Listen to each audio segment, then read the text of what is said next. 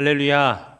이 시간 함께 예배하시는 모든 성도님들의 삶과 가정 가운데 우리 하나님의 은혜와 평강이 충만하시기를 주님의 이름으로 축복합니다. 서로 인사하겠습니다. 축복합니다.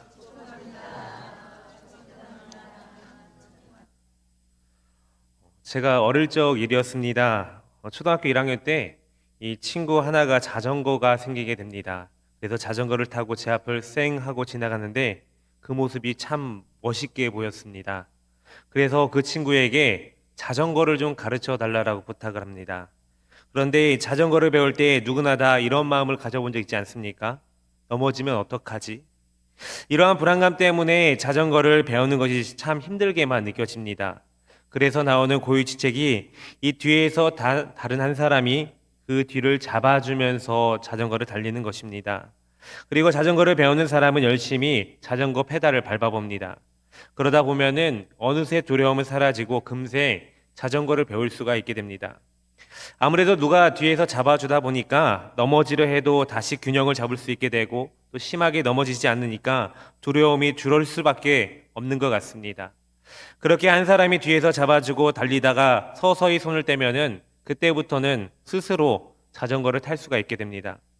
그런데 이러한 방법을 써도 우리들의 마음 저 깊은 곳에는 두려움이 항상 자리 잡고 있습니다. 자전거를 타면서 야, 절대 그 자전거 손 놓으면 안 돼. 안 놓고 있는 거 맞지?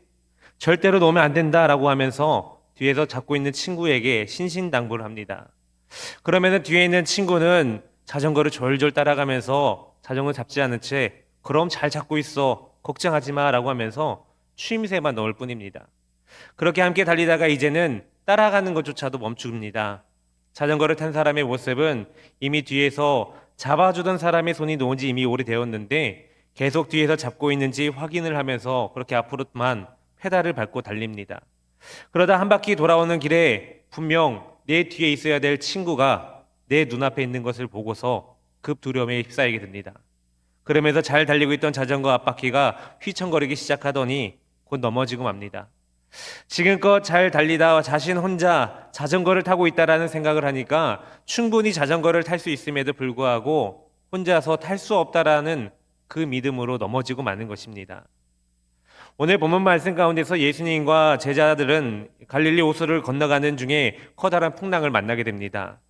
이 갈릴리 호수는 이 지중해보다 수면이 200여 미터나 낮은 지형으로 형성하고 있습니다. 그렇게 북쪽에 높은 헤르몬 산에서 내려오는 이 차가운 공기와 이 남동쪽 사막에서 불어오는 고운 다습한 바람이 모두 이 갈릴리 호수에서 만나게 됩니다. 그렇기 때문에 이 갈릴리 호수의 날씨는 무척 변덕스럽고 갑자기 큰 광풍이 불어닥치기 일쑤였습니다. 오늘 본문 말씀에서 제자들을 보시면 이들은 지금까지 그렇게 많은 주님의 이적을 목격했음에도 불구하고 갑자기 밀어닥친 이 광풍 가운데 어찌할 바를 모르고 두려워하고 당황하고 있습니다. 그것도 주님과 함께한 그 배를 타고 있으면서도 말입니다. 이 세상을 살아가는 우리들도 마찬가지로 뜻하지 않게 세상의 문제들로 인해서 크게 당황하고 염려할 때가 많습니다. 주님을 믿고 따르는 우리들은 사망 권세를 이기시고 승리하신 우리 주님과 함께 세상을 이긴 자들입니다. 뿐만이 아니라 앞으로도 주님의 능력에 힘입어서 능히 이 세상 가운데 승리하며 살아가는 성도들입니다. 그럼에도 불구하고 순간순간 인생의 문제나 세상의 문제로 근심하며 염려하는 것은 우리들이 때때로 주님을 향한 믿음 위에 굳건히 서 있지 못한다라는 모습을 보일 때가 있습니다. 오늘 주님과 함께 이 갈릴리 호수를 건너던 중에 풍랑을 만난 제자들의 모습 가운데서 흔들리는 그들의 그 믿음을 보시고 믿음이 작은 자들아 라고 말씀하시면서 제자들의 믿음을 다시 한 번 더 다잡아 가시는 그 주님의 가르침을 통해서 오늘날 살아가는 우리 성도들의 그 믿음을 다시 한 번 더 점검해보는 은혜의 시간들이 되시기를 주님의 이름으로 축복합니다. 먼저 첫 번째로 주님과 함께 걸어가는 길에도 풍랑을 만날 수가 있습니다. 23절, 24절 말씀을 보시면 배에 오르심에 제자들이 따랐더니 바다에 큰 놀이 일어나 배가 물결에 덮이게 되었으되 예수께서는 주무시는지라 라고 말씀하고 있습니다. 제자들은 예수님이 자기들보다 현명하고 능력이 많으시기 때문에 예수님에게 모든 것을 맡기고 따라 나섭니다. 그런데 제자들이 예수님의 말씀에 순종해서 다른 곳으로 가는 중에 그들을 기다리고 있었던 것은 최악의 상황이었습니다. 예수님과 제자들은 배를 타고 갈 때에 엄청난 돌풍이 불어서 커다란 위험에 빠지고 되고 맙니다. 제자들이 예수님을 믿고 모든 것을 맡기고 순종한 결과 죽음을 피할 수 없는 커다란 폭풍우를 만나고 만 것입니다. 육지에서 큰 바람을 만나는 것과 이 바다나 호수에서 이 큰 바람을 만나는 것에는 커다란 차이가 있습니다. 육지에서는 아무리 큰 바람을 만난다 할지라도 피할 길이 있습니다. 동굴이랄지 바위 밑이랄지 몸을 숨길 만한 곳이 있습니다. 그런데 바다나 호수에서는 이 커다란 바람을 만나게 된다면 피할 곳이 없습니다. 그러다 물에 빠져 죽는 상황이 빈번하게 일어나게 되는 것입니다. 제자들은 예수님의 말씀에 순종해서 가버나움을 포기하고 다른 곳으로 가고 있는데 거기에는 축복은커녕 예수님과 제자들을 몰살시키고도 남을 만한 엄청난 시련이 그들 앞에 기다리고 있었던 것입니다. 이때 제자들은 겁을 먹고 크게 당황을 합니다. 제자들은 이 상황을 이해할 수 없었을 것입니다. 풍랑을 만나기 전에는 제자들은 예수님의 일하시는 그 역사를 바라보았습니다. 많은 사람들이 예수님의 능력을 보게 되었고 병고침을 받으려고 그렇게 그들 앞에 줄 서왔기 때문입니다.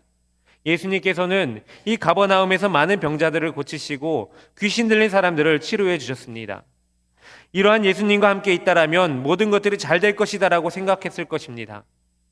주님과 동행하는 길에는 풍랑이 없을 것이다라고 확신하며 살았을 것입니다. 그런데 이러한 모습은 우리들의 모습에서도 너무나도 잘 나타나는 모습입니다. 예수님만 믿으면 모든 것들이 만사형통으로 잘 될 것이다라고 생각을 합니다. 예수님만 믿으면 수많은 복을 받을 것이다라고 생각합니다. 물론 틀린 말은 아닙니다. 예수님을 믿으면 복을 받습니다. 그러나 우리가 복만 받는 것이 아니라 갈릴리 호수에서 폭풍을 만난 제자들처럼 세상 가운데서 여러한 폭우를 만날 수도 있습니다. 우리들의 사업이 망할 수도 있습니다. 커다란 질병에 걸릴 수도 있습니다. 자녀와의 문제, 부모님과의 갈등, 회사에서 동료들과의 문제, 주변 가까운 사람들과의 다툼 등 여러 가지 모습들로 어려움을 당할 수가 있습니다. 그러나 중요한 것은 그런 어려움 중에도 주님께서는 늘 우리와 함께 하신다라는 사실입니다. 비록 우리 눈에 보이는 도움이 당장은 일어나지 않는 것 같지만 우리가 겪고 있는 폭풍우 가운데서도 주님은 늘 우리와 함께하고 계십니다. 그렇기 때문에 어떤 커다란 폭풍우를 만난다 할지라도 우리가 전혀 두려워하지 않는 이유는 주님께서 그 폭풍우로 인하여서도 주님과 함께 타고 있는 그 배가 침몰할 수 있도록 내버려두지 않기 때문입니다. 폭풍우를 만날 수 있겠지만 그 배는 자초되지 않는다라는 것입니다. 설령 그 폭풍으로 인해서 우리가 심한 고통 가운데 있다 할지라도 하나님께서는 그 폭풍우를 통해서 우리를 가장 안전한 곳으로 인도하십니다. 우리가 있어야 될 곳, 우리가 가야 할 곳으로 주님께서는 이끌어 주시어서 우리들의 믿음을 더욱 굳건한 믿음으로 만들어가고 계신다는 것입니다. 엔도 슈샤쿠의 침묵이라는 책이 있습니다. 이 책 가운데 로드리고 신부는 수많은 성도들의 죽음과 박해를 직접 보게 됩니다. 로드리고 신부는 하나님의 기적과 승리를 늘 기원하며 살아왔지만 하나님께서는 침묵하실 뿐이었습니다. 이러한 가정에서 그들의 죽음에서는 전혀 영웅적인 모습을 찾아볼 수 없었고 허무하게 죽은 뒤에 아무것도 변한 것이 없다라는 사실에 충격을 받으며 하나님에 대한 믿음이 점점 잃어가고만 있었습니다. 그리고 끝내 로드리고는 이 후미에를 밟지 않으면 고문당하는 성도들이 죽음을 면치 못하는 상황에 놓이게 됩니다. 여기서 후미에라는 것은 이 에도 막부가 일본의 교인들을 색출하기 위해서 그들을 탄압하기 위해 사용했던 목판이나 금속판을 말합니다. 목판이나 금속판에 예수님의 형상을 그려놓고서 이것을 밟고 지나가면 성도가 아니고 밟지 못하면 성도로 간주해서 그 성도들을 죽이고 또 탄압했다는 것입니다. 결국 로드리고는 수많은 고민 끝에 이 후미에 동판에 발을 가져가게 됩니다. 그 순간 이 로드리고는 예수님의 음성을 듣게 됩니다. 예수님께서 이 로드리고 신부에게 밟아라. 아픔을 알기 위해서 십자가를 짊어지기 위해 세상에 태어난 나는 그 발의 아픔을 알고 있단다 라고 말씀하십니다.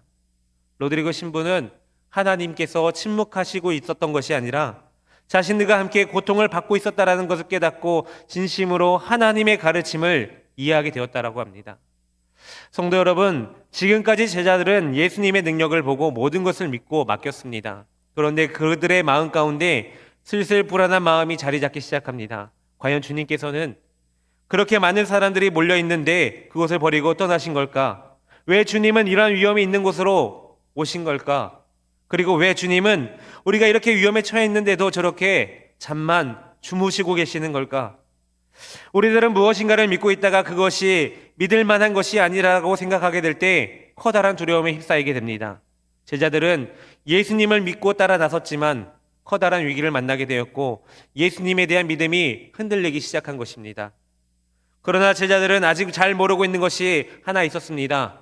그것은 바로 주님께서는 그 폭풍 중에서도 그저 그렇게 주무시고 계신 것만이 아니라 그들과 여전히 함께하고 계셨다라는 것입니다. 주님이 함께 하신다라면 폭풍우를 만난다 할지라도 주님이 그들을 지켜주신다라는 것입니다. 우리는 늘 주님과 함께하면서 주님 앞에 복을 받고 늘 평안한 삶을 살아가기를 원하고 있지만 폭풍우를 만날 수도 있습니다. 그러나 그 폭풍우가 우리를 해할 수는 없을 것입니다. 왜냐하면 사망 권세를 이기신 주님께서 우리와 늘 함께하고 계시기 때문입니다.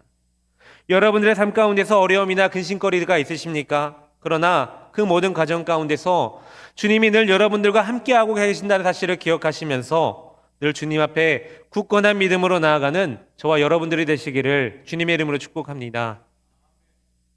두 번째로는 믿음이 연약해지면 주님을 제대로 바라볼 수가 없습니다. 25절, 26절 말씀을 보시면 그 제자들이 나와 깨우며 이르되 주여 구원하소서 우리가 죽겠나이다. 예수께서 이르시되 어찌하여 무서워하느냐 믿음이 작은 자들아 하시고 곧 일어나사 바람과 바다를 꾸짖으시니 아주 잔잔하게 되거늘이라고 말씀하고 있습니다.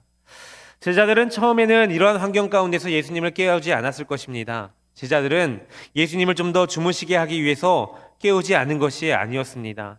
예수님의 제자들은 대부분 원래 직업이 어부였습니다. 그러니 이러한 상황은 자신들이 예수님보다 더 잘 해결할 수 있을 것이다라고 여겼습니다. 게다가 피곤해서 주무시는 예수님을 보고 도움이 되지 않을 것이다라고 판단했습니다. 그러나 엄청난 폭풍우는 자신들이 해결할 수 있는 일이 아님을 깨닫게 됩니다. 그러다 도무지 살 수 없겠다라고 생각이 되었을 때 비로소 그때 예수님을 깨우게 됩니다. 왜냐하면 이제는 다른 방법이 없기 때문에 예수님을 깨우게 된 것입니다. 자기들을 구원하실 수 있다라고 믿는 것은 아니지만 딱히 이 문제를 해결할 수 있는 방법이 떠오르지 않게 되자 주님을 깨우게 된 것입니다. 그러자 예수님께서는 제자들에게 어찌하여 무서워하느냐 믿음이 작은 자들아 라고 하시면서 책망하십니다. 예수님께서 제자들에게 믿음이 작은 자들아 라고 하신 것은 제자들이 믿음이 예수님의 거대한 것에 제자들의 이 믿음이 예수님의 기대한 것에 미치지 못했기 때문입니다. 지금까지 주님과 함께하며 수많은 이적들을 보이시고 하나님의 나라에 그렇게 주님께서 가르치셨는데 또 하나님의 일을 하기 위해서 어떠한 믿음으로 나아가야 되는지 몸소 보여주셨음에도 불구하고 그들은 주님과 함께 하심을 믿지 못하고 이 풍랑 가운데서 근심하고 두려워했던 것입니다. 제자들은 예수님이 모든 것을 다 아실 것이다 라고 생각해서 따라 나섰는데 갑자기 큰 풍랑을 맞게 되었고 예수님은 그런 가운데서도 주무시고 계셨습니다.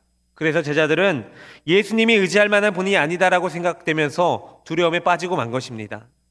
제자들은 예수님만을 믿고 따라 나섰는데 갑자기 상황이 절망적으로 되어버리게 되자 예수님이 무능력한 분으로 보이기 시작을 했고 자기들 눈앞에 펼쳐진 이 거센 파도와 풍랑은 자신들을 어떻게 할 만한 커다란 위기로 보이고 만 것입니다. 그런데 이러한 모습은 지금 제자들의 세계에서만 보여지는 것이 아닙니다. 오늘날 살아가는 우리 믿음의 성도들의 모습에서도 보일 때가 참 많습니다.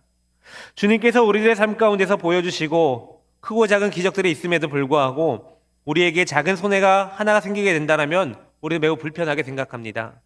어려움이 오게 되면 왜 하필 나에게 이런 어려움이 오게 되었는지 필요 이상으로 지나치게 두려워하는 모습을 보이게 됩니다. 그리고 나서 하나님께 불만을 가득히 안고 와서 불평하듯 하나님께 쏟아붓습니다. 마치 풍랑 가운데 주무시던 주님께 우리가 죽겠나이다라고 주님을 깨우던 그 제자들의 모습처럼 말입니다. 우리는 이러한 제자들의 모습이 아닌 이 어려운 가운데서도 하나님께서는 우리를 단련하신 후에 정금같이 변하게 될 것이다라는 믿음으로 나아가야 될 것입니다. 그래서 어려움이 올 때마다 오직 하나님의 말씀을 붙잡고 하나님의 뜻이 어디에 있는지 하나님의 뜻이 무엇인지 우리에게 무엇을 말씀하고 계시는지를 깨달아야 될 것입니다. 나의 생각과 나의 판단만을 믿거나 우리들의 경험만을 믿게 된다라면 끝없는 공허와 좌절만을 맛보게 될 것입니다. 오직 하나님께서 나와 늘 함께 하신다라는 굳건한 믿음으로, 그리고 어려움이 온다 할지라도 그 어려움조차 하나님께서는 우리에게 최고로 좋은 길로 인도하시는 가장 좋은 방법임을 믿음으로 오직 하나님의 뜻을 구하며 하나님을 바라는 그러한 자들이 되어야 될 것입니다. 어느 신앙인이 누군가에게 이렇게 묻습니다. 당신은 믿음을 어떻게 생각하십니까? 그러자 그가 이렇게 대답을 합니다. 믿음은 두 개의 의자 중에 하나를 앉는 것과 같습니다. 하나는 내가 만든 의자이고 다른 하나는 하나님이 주신 의자입니다. 내가 만든 의자는 불안해서 언제 부서질지 모르지만 하나님이 주신 의자는 단단해서 절대 넘어지지 않습니다. 그런데 우리는 늘 내 의자가 더 안전하다라고 생각을 합니다. 우리는 늘 하나님께 맡긴다라고 하면서도 끝까지 내 손으로 붙잡고 싶어 하는 것이 참으로 많습니다. 그러나 믿음이라는 것은 내 의자에서 일어나 하나님의 의자에 앉는 것입니다. 그때에만 우리들의 두려움이 사라지고 참된 평안이 찾아오게 되는 것입니다. 성도 여러분, 우리는 하나님께 모든 것을 맡기기보다는 인간적인 방법을 동원해서 일을 해본 이후에 안 될 경우 최후의 히든카드로 하나님을 남겨놓을 때가 많습니다. 그러나 복잡한 과정을 반복할 것이 아니라 우리는 모든 문제를 아예 처음부터 하나님께 맡겨드리는 자세를 가질 필요가 있습니다. 하나님은 반드시 우리들의 믿음에 합당한 결과로 열매를 맺어주실 것입니다. 하나님의 백성들에게 어려움이 닥쳤을 때 하나님을 원망하거나 불평한다라는 것은 우리들의 믿음을 얼어붙게 만드는 것입니다. 또 하나님의 백성이 영적인 침체에 빠지거나 근심에 빠지는 것 또한 우리들의 믿음을 어렵게 만드는 것입니다. 그러므로 이제 우리는 우리들의 삶 가운데 고난이 찾아오게 된다라면 주님, 우리의 힘으로 우리에게 닥친 이 고난을 도저히 감당할 수 없사오니 주님께서 도와주시옵소서라고 주님께 믿음으로 고백하며 나아가는 그러한 저와 여러분들 되시기를 주님의 이름으로 축복합니다. 마지막 세 번째로는 믿음이 흔들리면 주님의 사랑을 저버릴 수가 있습니다. 27절 말씀을 보시면 그 사람들이 놀랍게 여겨 이르되 이가 어떠한 사람이기에 바람과 바다도 순종하는가 하더라 라고 말씀합니다. 예수님께서 일어나셔서 이 바람과 바다를 꾸짖으십니다. 그러자 마치 바람과 바다가 그 말을 알아듣는 것처럼 즉시 잠잠한 모습을 보이게 됩니다. 그때 사람들이 대체 저분이 누구시기에 바람과 바다까지 순종하는가라며 이를 놀랍게 여깁니다. 과연 이 세상에 누가 바람에게 명령을 하고 바다를 책망할 수 있습니까? 그분은 분명 하나님이십니다. 예수님은 천지를 창조하시고 역사를 주관하시는 하나님이십니다. 그런데 이해할 수 없는 것이 이러한 하나님께서 완전한 사람이 되셔서 그들 가운데 함께 계신다라는 것입니다. 바람이나 바다를 말씀 한마디만 한다라면 잔잔하게 하실 수 있는 분이 무엇이 부족해서 인간의 몸으로 오셔서 그렇게 수많은 이적을 보이시고 가르치셨음에도 불구하고 믿지 않는 제자들과 함께 계시느냐라는 것입니다. 여러분, 바로 이것이 복음의 핵심입니다. 이 세상의 다른 모든 것은 말씀 한마디면 다 해결하실 수 있습니다. 그러나 인간의 죄의 문제는 다릅니다. 하나님의 아들이 이 땅 가운데 오셔서 우리의 죄를 위해 십자가에서 거룩한 보혈을 흘리셔야만 하는 것입니다. 이렇게 보통 사랑이 아니고서는 결코 이뤄낼 수 없는 일입니다. 예수님이 이 땅 가운데 오시지 않았더라면 그 어느 누구도 죄 앞에서 자유로울 수 없으며 구원받을 수 없었을 것입니다. 그러나 인간들은 그러한 주님을 업신여겼고 불신했으며 십자가에 못 박아 죽였습니다.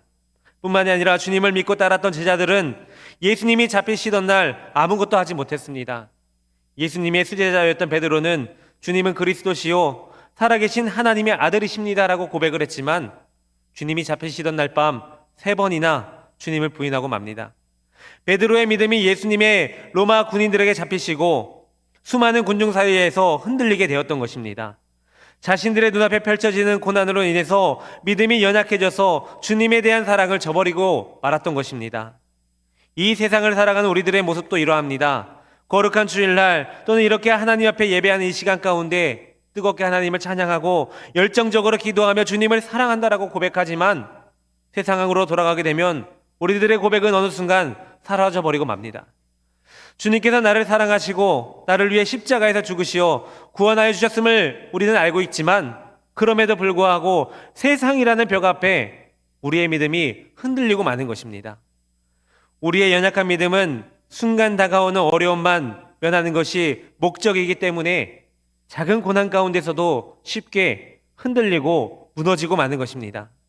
그러나 어려움 가운데서도 불만을 이겨내고 두려움을 이겨내는 믿음은 그 어려움 가운데서도 하나님이 살아계심을 체험하게 되는 것입니다. 그래서 이러한 사람들은 어려움을 통과한 후에 더욱 믿음이 굳건해져서 앞으로 어떤 어려움이 온다 할지라도 믿음으로 승리할 수 있는 것입니다. 오직 굳건한 믿음으로 주님의 사랑을 기억하시면서 그 사랑을 다른 이웃들에게도 나눠줄 줄 아는 주님의 충성된 종이 되는 저와 여러분들이 되시기를 주님의 이름으로 축복합니다. 여러분, 성경에 보면은 욥이라는 정말로 착하고 하나님만을 경배하고 살았던 한 사람이 나옵니다. 그런데 하늘나라에서 어느 날 사탄이 하나님에게, 하나님, 저 욥이라는 사람은 하나님을 섬기는 그 이유를 진짜 알고 계십니까? 그 이유는 하나님께서 그에게 큰 재물과 복을 누리게 해주셨기 때문입니다. 그가 가진 재물을 다 없애버리시면은 절대로 그는 하나님을 섬기지 않을 겁니다 라고 하나님 앞에 말을 합니다. 그러자 하나님께서 설마 욥이 그렇겠느냐? 그럴 리가 없을 것이다. 그럼 사탄아, 한번 너가 시험해 보거라. 대신 생명을 빼앗지는 말거라 라고 말합니다. 하나님이 허락을 하시자 사탄은 욥이 가진 전 재산을 없애버리고 욥의 자식들까지 싹 다 죽음을 당하게 합니다. 그런데 욥은 하나님을 끝까지 배신하지 않습니다. 그러자 사탄이 이번에는 2차로 욥의 육체의 잔물이 뚝뚝 떨어지게 하는 피부병을 걸리게 하고 또 벽돌로 몸을 긁어야 할 정도로 괴로움을 시달리게 합니다. 게다가 믿어왔던 아내와 친구들까지 와서 욥을 비난하기 시작합니다. 욥이 무조건 잘못했으니 하나님 앞에 나아가 용서를 구하라고. 그러나 그러한 고난 가운데서도 욥은 굳건한 믿음으로 잘 이겨냅니다. 그리고 결국에는 이전보다 더 많은 재산과 훌륭한 자녀들의 축복을 받으며 장수의 복까지 하나님께서 허락하신 것을 우리가 보게 되었습니다. 성도 여러분, 우리들의 믿음이 연약해지면 작은 고난이 와도 과연 주님이 나를 사랑하실까? 주님이 나를 사랑한다고 하셨는데 왜 나에게 이러한 어려움이 오는 것일까라는 연약함을 보이게 됩니다. 그러나 우리에게 굳건한 믿음이 있다면 주님의 사랑을 지켜낼 수 있습니다. 어떤 어려움이 온다 할지라도 주님의 사랑을 의심하지 않을 수 있습니다. 주님께서 이 어려움을 통해서 나에게 어떠한 메시지를 주시는지 민감하게 반응하며 주님의 뜻을 찾아갈 수 있다는 것입니다. 주님은 하나님이십니다. 모든 만물의 왕이시며 생명을 주관하시는 하나님이십니다. 그러한 하나님께서 우리를 사랑하셔서 이 땅 가운데 오셔서 우리와 함께하고 계십니다. 우리는 그 주님의 그 사랑을 기억하면서 그 사랑을 잊지 않도록 늘 우리들의 믿음을 굳건하게 세우며 나아가야 될 것입니다. 그러므로 우리의 믿음이 연약해지지 않도록 늘 말씀과 기도로 우리들의 믿음을 굳건히 해서 주님의 그 사랑을 함께 지켜나가는 저와 여러분들이 되시기를 주님의 이름으로 축복합니다. 사랑하는 성도 여러분, 혹시 여러분들 마음 가운데 폭풍우가 있으십니까? 가정의 문제랄지, 건강의 문제랄지, 관계의 문제랄지, 도무지 길이 보이지 않는 그 현실 파도 앞에 가운데서 여러분들의 마음이 흔들리고 계시지 않으십니까? 그러나 기억해 주시기 바랍니다. 주님이 계신 배는 결코 침몰하지가 않습니다. 주님은 지금도 우리 인생이라는 배 안에서 함께하고 계시며 우리의 두려움을 잠잠케 하고 계십니다. 폭풍우 가운데서도 주님과 함께 걷는 그 믿음이 우리를 구원으로 이끌어가는 것입니다. 그렇게 우리가 어떠한 폭풍우를 만난다 할지라도 이러한 고백을 하기를 소망합니다. 주님, 제가 이 상황이 너무나도 두렵습니다. 그러나 제 두려움보다 주님이 크심을 믿습니다. 풍랑이 여전히 있다 할지라도 주님이 제 곁에 계심을 믿습니다. 이러한 믿음 위에 저와 여러분들의 삶과 가정 가운데 주님이 주시는 평안이 날마다 충만하시기를 주님의 이름으로 축복합니다. 기도하겠습니다. 거룩하신 하나님, 우리는 늘 주님을 믿고 따르겠다라고 고백하고 결단하지만 세상의 작은 고난이나 시련이 다가오면 그 믿음이 사라지고 다시 무너지는 모습을 볼 때가 너무나도 많습니다. 세상의 유혹을 바라보며 주님의 크신 뜻을 알지 못했던 제자들의 모습 가운데서 저희들의 모습을 다시 한 번 더 발견하게 됩니다. 연약한 믿음으로 하나님을 바라보지 못하고 세상을 바라보며 근심하고 고민했던 지난날 저희들의 모습을 용서하여 주옵소서. 비온 뒤에 땅은 더욱 단단해지듯이 우리들의 믿음도 지금 환경 가운데 무너져 버리는 것이 아니라 더욱 단단해져서 흔들리지 않는 믿음으로 더욱 주님을 바라보게 하시며 거친 풍랑 가운데서도 늘 우리와 함께 하시며 어떤 환경 가운데서도 우리를 보호하여 주시는 그 주님을 바라보며 믿고 나아가는 저희들이 되게 하여 주옵소서. 그렇게 우리를 어떤 상황과 환경 가운데서도 늘 우리와 함께 하셔서 우리에게 복을 주시고 주님의 선한 길로 인도해 주실 줄 믿사오며 거룩하신 우리 주 예수 그리스도의 이름으로 기도합니다. 아멘.